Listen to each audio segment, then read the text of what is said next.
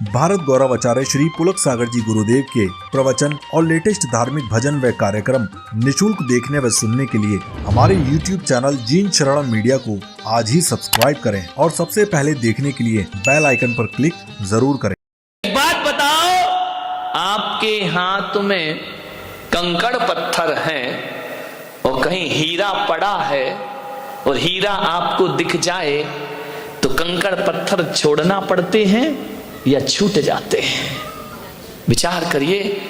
यदि हीरा मिल जाए तो फिर ये नहीं कहना पड़ता कि कंकड़ पत्थर का त्याग कर रहा हूं, तुरंत कंकड़ पत्थर बिकते हैं और आदमी हीरा उठा लिया करता है। एक बात बताइए, जब आप घर से चले, महावीर भवन आए, जिस रास्ते से आप चल करके आए, बताओ मेरे भाई, जैसे ही महावीर भवन आया, रास्ते का त्याग करना पड़ा या रास्ता अपने आप छूट जाया करता है? छोड़ना नहीं पड़ता, अपने आप छूट जाया करता है। तो जो भीतर का आनंद लेने लगता है, जो समाधि का आनंद लेने लगता है, जो भीतर के आत्म रमण करने लगता है, उसे विषय वासनाएं छोड़ना नहीं पड़ती, अपने आप छूट जाया। त्याग तपस्या किसे कठिन लगती है? जो भीतर से प्रभु का, परमात्मा का आनंद नहीं लेता, उसे कठिन लगा करती है। और जो भीतर से आनंद लेता है, मैंने अभी फादर बैठे हुए थे, मैंने कमरे में पूछा 10 उपवास के आपको कैसा लगा? बोले जरूरत ही महसूस नहीं हुई, ना पानी की ना इसकी। तो मैंने कहा क्या लगता रहा? बोले बस महाराज से कहा है कि साधना करना है, ध्यान रखना, आज इनकी साधना यदि सफल हुई है तो इसलिए नहीं कि इन्होंने त्याग किया, बल्कि इसलिए सफल हुई कि इन्होंने मेरे वचनों का सम्मान किया, इसलिए उनके जीवन में साधना सफल हो जाती। भीतर की लगन लगी हो। लोग कहते बड़ा कठिन है, बड़ा कठिन है धर्म करना, त्याग करना खाक कठिन है। एक बात बताओ, यदि आप किसी महिला से कहो कि 10 किलो का पत्थर लेके आप पहाड़ पे चढ़िए, कठिन है या सरल है? 10 किलो का पत्थर हाथ में लेके, सिर पे लेके पहाड़ चढ़ना, पत्थर तो छोड़ो, अटैची उठाना बहुत कठिन है। शिखर जी जाओ, अपना ही शरीर भारी लगने लगता है चढ़ते चढ़ते कि यार ये शरीर भी अलग हो जाए तो मैं आराम से चढ़ जाऊं। विचार करिए, 10 किलो का पत्थर लेकर एक महिला पहाड़ पे चढ़ना कठिन काम है। पहाड़ तो बहुत बड़ी बात है, 10 किलो का पत्थर लेके दूसरे मंजिल पे पहुंचना कठिन काम है। वहां भी लिफ्ट ढूंढना पड़ती है कि हमसे ये वजन उठने वाला 10 किलो का पत्थर एक पहाड़ पे लेके चढ़ना बहुत कठिन काम हुआ करता है, बहुत कठिन काम हुआ करता है। लेकिन मैं आपसे पूछ रहा हूं, पत्थर भारी है, पत्थर का वजन है, लेकिन एक बात बताओ बारामती वालों, 10 किलो का बच्चा लेकर जब आप मां चढ़ती है तो भारी लगता है या हल्का लगता है? विचार करिए। बच्चे में वजन हल्का हो जाता है, पत्थर में वजन भारी हो जाता है। पत्थर लेके चढ़ना कठिन है, लेकिन बच्चे को लेके चढ़ना, वजन दोनों का एक सा है। 10 किलो का बच्चा भी है और 10 किलो का पत्थर भी है। कौन सी चीज भारी है और कौन सी चीज हल्की? मम्मी बोले कि जा बेटा दवाई लिया, अरे सो जाओ ना, सुबह कुछ लगा लो, बाम वाम विक्स लगा लो, चल जाएगा काम। अब इतनी रात को कहां जाऊंगा मैं?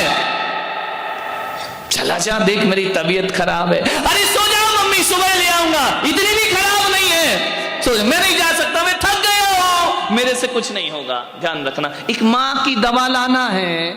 बच्चे 1000 बहाना बनाते हैं और रात को 12 बजे यदि पानी भी गिर रहा है, सन्नाटा है रात का, और कोई छोरी बुला ले, फिर क्या करेगा? बोलो जाएगा या नहीं जाएगा? बोलो बोलो।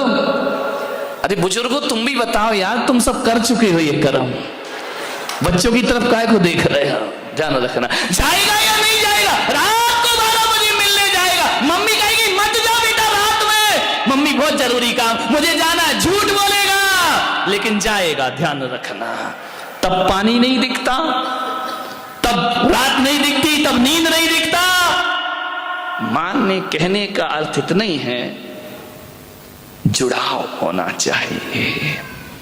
यदि आपका लगाव, आपका अटैचमेंट जिसके प्रति ज्यादा है तो एक बात ध्यान रखना, उसके अवगुण भी गुण ही लगते हैं, और जिससे लगाव नहीं है उसके सद्गुण भी अवगुण जैसे लगा करते हैं। मन को वश में।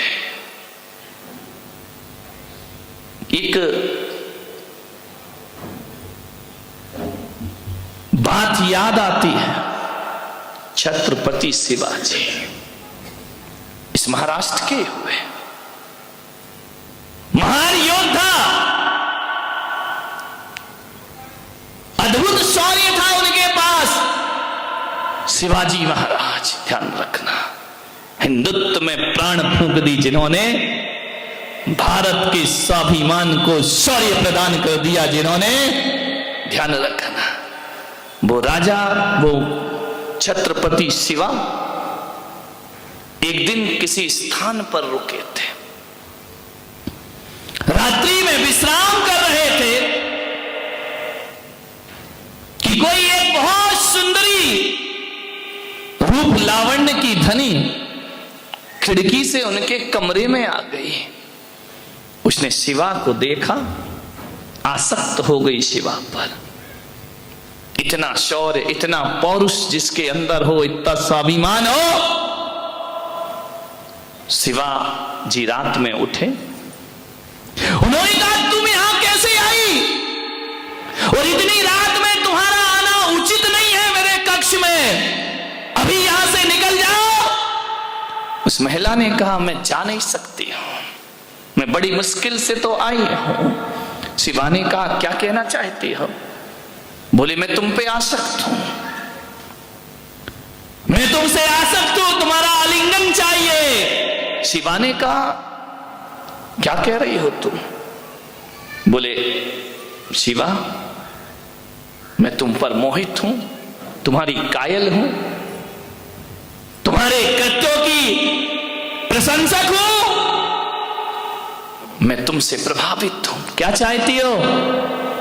यही चाहती हूं कि मैं अपनी कोख से तुम्हारे जैसे बेटे को जन्म दूं, यही मेरा अभिप्राय है। केवल मैं एक मां बनना चाहती हूं तुम्हारे बच्चे की, तुम्हारी कोख में, अपनी कोख से तुम्हारे जैसा बेटे को जन्म दे। शिवा ने कहा कि तुम क्या कह रही हो?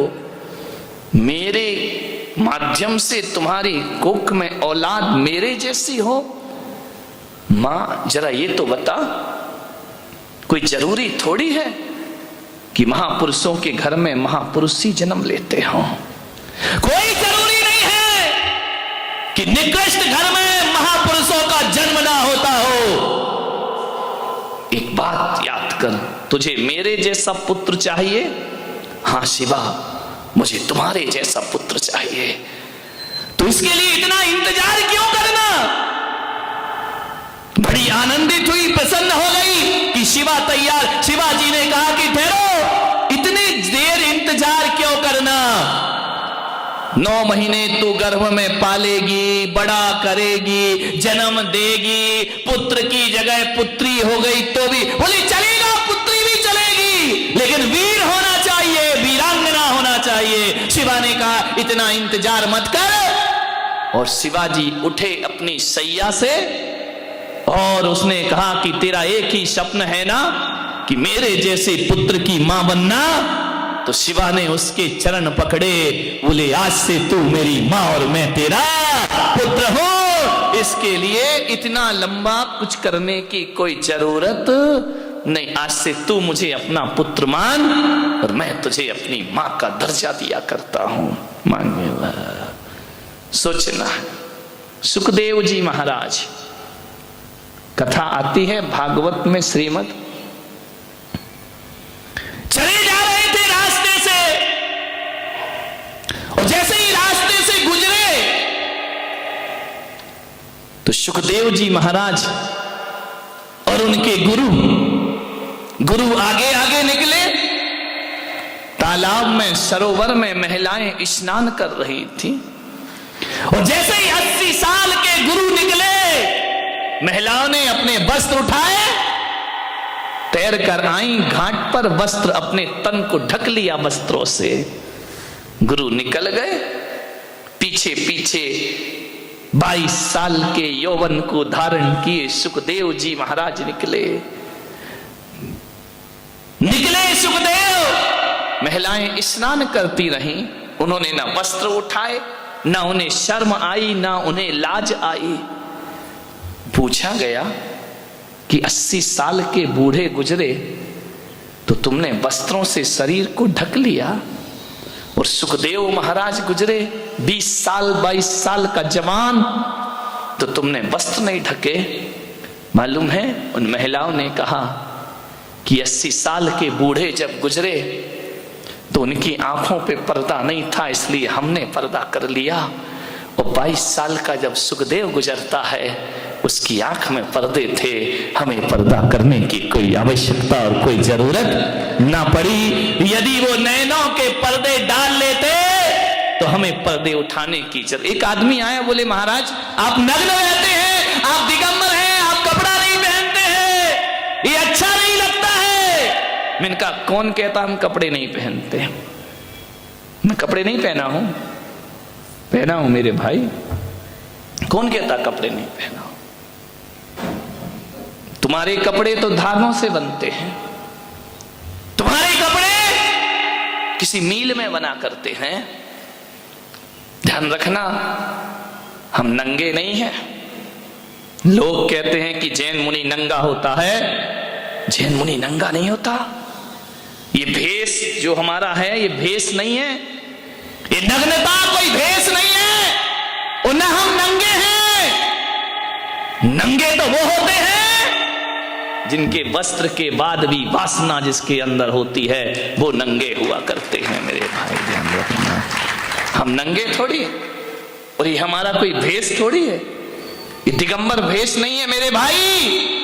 दिगंबर भेष नहीं, बल्कि दिगंबर एक साधना हुआ करती है, एक तपस्या हुआ करती है। एक बात याद रखना, कौन कहता है हमने कपड़े नहीं पहने हैं? हमने पहने, हमें नंगा थोड़ी कहा जाता है। हम जैन नंगे साधु नहीं है, हमें दिगंबर साधु कहा जाता है, दिगंबर कह करके बुलाया जाता है। हम दिगंबर मुनि हैं, नंगे महाराज नहीं है। ध्यान रखना, प्रशांत रूपाए दिगंबराए देवादि देवाए। नो, हम दिगंबर हैं। ध्यान रखना, दिगंबर कौन होता है? जिसने दिशाओं के अंबर पहन रखे हों, वो दिगंबर हुआ करता है। और नंगा कौन होता है?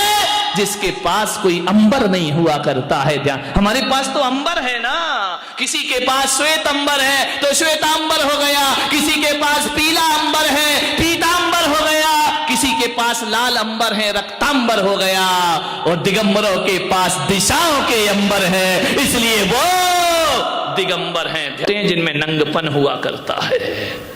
हमारी निगाहों में तो साधना की मर्यादा हुआ करती है।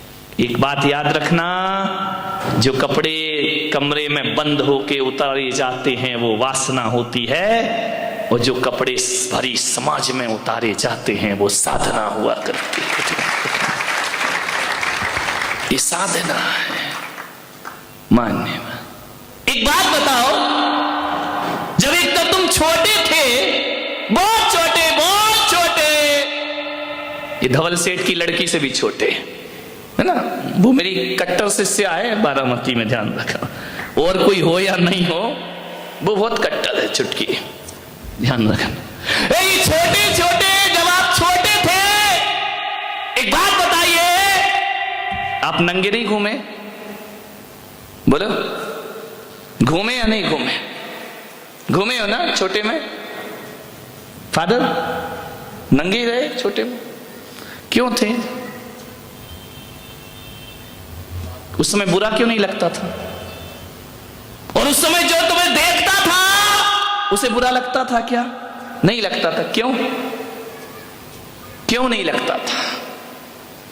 क्यों हर कोई मां बहन उसे गोद में उठा लिया करती थी? क्योंकि उसके अंदर विकार नहीं थे। ध्यान रखना, क्या नहीं था उस बच्चे में? वासना नहीं थी, विकार नहीं थे। ठुमक चलत रामचंद्र बाजत पैजनिया। रामचंद्र हो, कृष्ण हो, महावीर हो, बचपन में छोटे से ठुमक ठुमक चला करते थे। लेकिन वस्त्र नहीं होते थे। जो लेता था गोद में उठा लेता था, नव यौवना गोद में उठा लेती थी, बालिकाएं गोद में उठा लेती थी, बड़े गोद में उठा, कोई शर्म नहीं थी, कोई हया नहीं थी। उस समय शर्म क्यों नहीं आ रही थी? बोलो, क्योंकि हमारे अंदर विकार नहीं थे। अब शर्म क्यों आती है? बोलो, हमारे अंदर क्या है? वासना है, विकार हैं। ध्यान रखना, बचपन में नंगे घूमे तो विकार नहीं थे, तो शर्म नहीं लगती थी। और मैं तो कहता हूं कि यदि वो बचपना यदि बड़े में होकर के आ जाए और विकार निकल जाए, तो आप वस्त्र इसलिए पहने हैं कि आपके अंदर विकार हैं, और संत इसलिए वस्त्र नहीं पहनता, वो बालक की भांति निर्विकार हुआ करता है, उसके अंदर कोई वासना